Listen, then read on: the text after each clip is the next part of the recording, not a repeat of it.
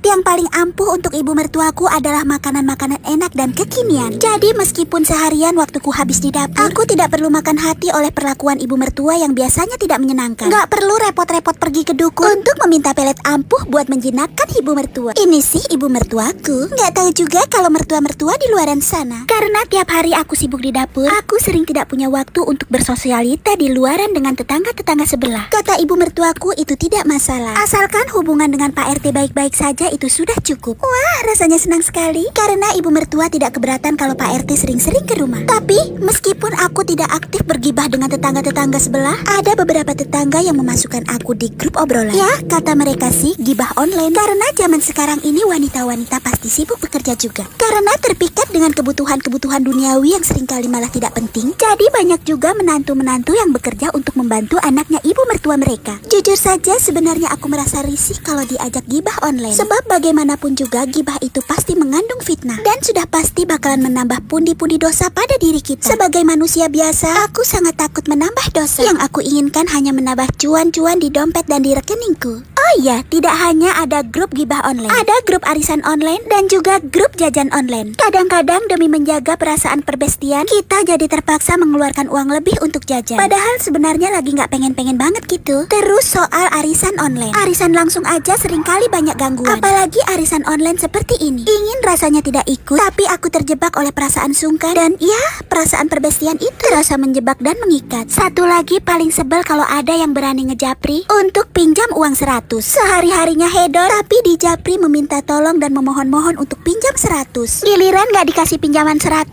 nomor kita langsung diblokirnya. Sebenarnya itu sangat menyenangkan. Sebab kalau nomor kita yang diblokir, kita tidak perlu takut dosa karena memutus silaturahmi. Dan sebaiknya diambil hikmah baiknya saja. Itu artinya kita dijauhkan dari tetangga yang toksik. Tanpa perlu bersusah payah, kita sudah dengan mudah dijauhkan dari orang yang sangat-sangat menyebalkan itu. Masih mendingan Markona, suka ngutang tapi suka memberi bantuan. Meskipun di mana-mana urusan hutang itu tidak pernah ada yang menyenangkan. Selalu membuat perasaan berubah menjadi sedikit tidak respek lagi. Sudah jelas banget kalau persoalan hutang itu bisa merusak hubungan pertemanan. Kalau hutang sesuai kebutuhan mungkin pasti akan dipertimbangkan. Tapi kalau terbiasa terlihat hedon tapi masih ngutang, itu sungguh di luar nurul. Untung aja di sini aku menjadikan ibu mertuaku sebagai bestie. Meski konsekuensinya aku harus memasak tiap hari requestan ibu mertuaku, tapi setidaknya hidupku pasti aman karena bestian dengan ibu mertua sendiri. Ini sangat wajib dilakukan oleh para menantu-menantu yang tinggal di pondok mertua indah, supaya hubungan menantu dan ibu mertua menjadi harmonis dan tentunya saling menguntungkan. Menuku hari ini adalah aneka cemilan dari bahan aci. Tekstur aci yang lengket dijamin bisa menjadi pelet untuk ibu mertua tercinta. Bingung mau masak apa?